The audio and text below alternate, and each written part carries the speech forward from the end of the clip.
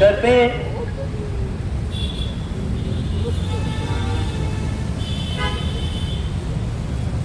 मागासवर्गीय उपकरण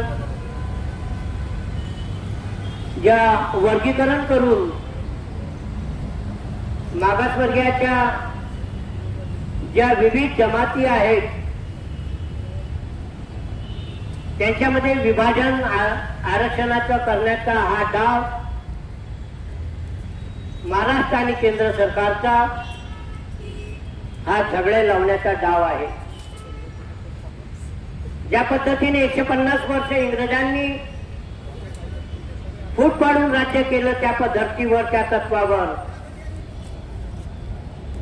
ही मंडळी उपवर्गीकरणाचं सोंग उभं करून मागासवर्गीय समाजामध्ये जी एकता दिवसेंदिवस घडत आहे त्या ताकदीला त्या एकतेला तोडण्याचं सुनियोजित मनुवाद्यांचं कारस्थान सुरू झालेलं आहे। मी राज्य आणि केंद्र सरकारला आपल्या चॅनल मार्फत एक प्रश्न करतो की 75 वर्षाच्या जवळजवळ या देशाला स्वातंत्र्य झाल्याच्या नंतरही तुम्ही या उपवर्गीकरणामध्ये असलेली भारतीय संविधानाची तरतूद असताना ते आरक्षण पूर्ण केलं का, दिलं का, किती बॅकलॉग निर्माण झालेला आहे तो तुम्ही भरला का आणि केव्हा भरणार आहात? असलेला बॅकलॉग भरायचा नाही आणि हा आवाज बुलंदाने उद्या झाला नाही पाहिजे म्हणून या मागासवर्गीयांमध्ये अशा पद्धतीने भांडण लावण्याचं खूप कारस्थान या राज्य आणि केंद्र सरकारने केलं आहे। मित्र, त्यांनी हा उपवर्गीकरणाचा एक भाग तर नाही, त्यांनी या देशातील 60 लाख शाळा बंद पाडलेल्या आहेत। ज्या शाळेतून मागासवर्गीय लोकांच्या, अल्पसंख्याक लोकांचे, ओबीसीच्या मुलांचे, गरिबांचे शिक्षण जिथे घेण्याची ताकद आहे त्या शाळा त्यांनी बंद करून येणाऱ्या काळामध्ये हा झगडाच का नाही निर्माण होणार नाही अशी तरतूद त्यांनी सुरू केली आहे। मित्र, मला हे म्हणायचं आहे की देश तुम्ही कसा घडवणार आहात? येण्या काळामध्ये जी नवीन पिढी तयार होणार आहे त्या शासकीय शाळा बंद करून व्यापारीकरणाच्या शाळा मोठ्या प्रमाणात उघडून गरिबांची आर्थिक परिस्थिती कमफर्ट करून तुम्ही आर्थिक शोषणातून एक वर्ग निर्माण करण्याचा प्रयत्न करत आहात आणि ही संविधानाचा अपमान करणारी, अवहेलना करणारी ही कलम कंडम ऑफ कॉन्स्टिट्यूशन केंद्र आणि राज्य सरकारच्या शासनकर्त्यावर लावण्यात यावी याची दखल सुप्रीम कोर्टाने घेण्यात यावी। मित्र, काही वर्षाच्या पूर्वी 128 ओबीसी कलेक्टरांना त्यांनी नेस्तनाबूत करून, त्यांना बडतर्फ करून त्यांची कार्यकर्ते जे आयएस नसलेली त्यांनी नियुक्त केली। संसदेच्या आणि विविध प्रशासकीय सेवेमध्ये अशा अनेक पदावर नियुक्त्या केलेल्या आहेत तर त्या पदावर त्यांची कुठलीच पद्धतीने शैक्षणिक योग्यता नाही। मग याबाबतची चौकशीसाठी तुम्ही समिती केव्हा गठीत करणार? शासनाने केलेल्या चुकाचा प्रायश्चित्त भोगण्याचं त्यांना शिक्षा देण्याची सुप्रीम कोर्टाने आणि हायकोर्टाच्या चीफ रजिस्ट्रारनी एक समिती गठीत करून त्यांनी जे निवृत्त न्यायाधीश आहेत, जे हयात न्यायाधीश आहेत यांची एक समिती, पत्रकारांची एक समिती, त्या वर्गातल्या बुद्धिजीवी असलेल्या लोकांची समिती आणि या समितीच्या मार्फत या सगळ्या बाबीची चौकशी करून जे दोषी असतील त्यांना तुरुंगात टाकण्याची तरतूद भारतीय संविधानामध्ये डॉक्टर बाबासाहेब आंबेडकरांनी दिलेली आहे। मित्र, काय आवश्यकता होती की गेल्या अनेक वर्षापासून ज्या पद्धतीने तुम्ही म्हणत आहात की या देशामध्ये विविध धर्माच्या आणि जातीची मंडळी, समाज सातत्याने वास्तव करत असताना, तुम्ही त्यांची जनगणना केलेली नसताना तुमच्याकडे कुठला सेन्सेक्स मिळालेला आहे की ज्या सेन्सेक्सच्या आधारावर तुम्ही वर्गीकरण करणार आहात डॉक्टर बाबासाहेब आंबेडकरांनी म्हटलं होतं, जो शिक्षण ग्रहण करेल तो वाघासारखा गुरगुरल्याशिवाय राहणार नाही. महार समाजाने त्यांनी शिक्षण ग्रहण करून घेतलं.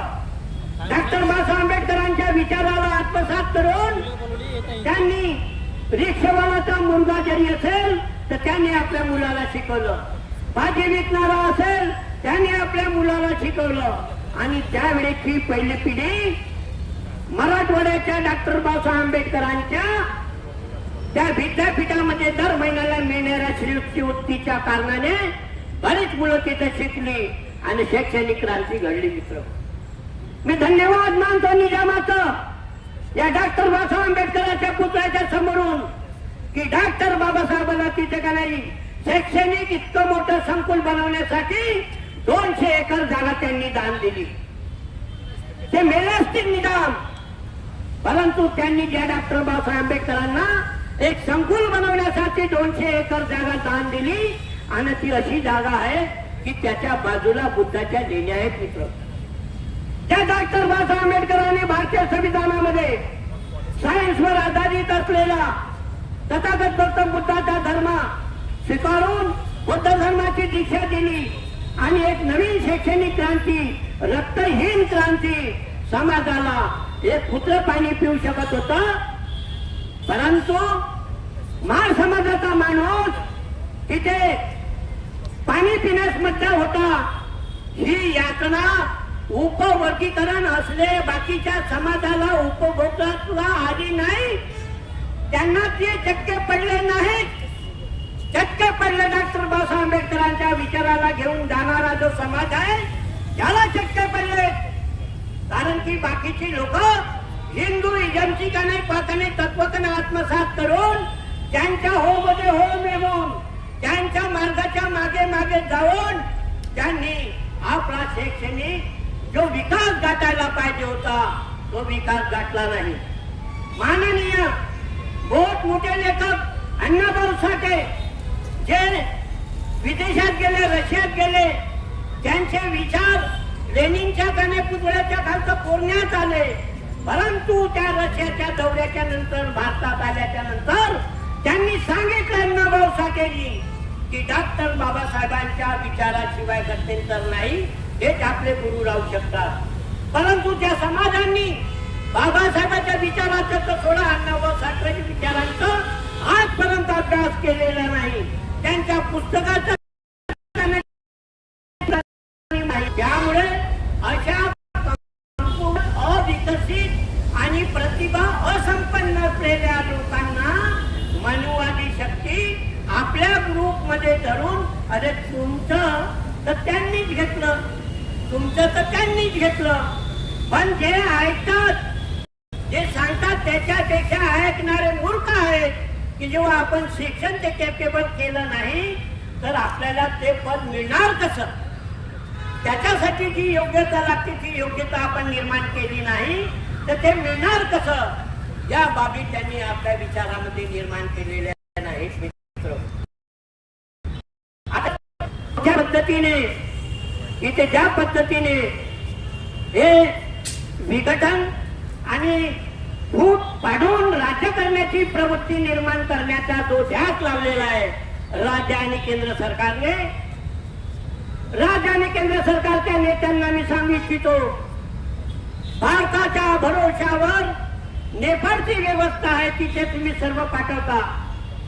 बंगालमध्ये त्याने 60 लाख लिटर डिझेल तुम्ही आता या व्यवस्थेत पाठवले आणि तुम्ही म्हणता हिंदू आणि मुस्लिमचं हे अशा पद्धतीची का नाही तुम्ही जातीय दायरा निर्माण करण्याचा प्रयत्न जेव्हा का नाही जनतेला का नाही गुमराह करता, मग तुम्ही त्या तत्वावर इथे भारतात चालता तर मग बांगलादेशला तुम्ही 60 लाख लिटर डिझेल कसं पाठवलं.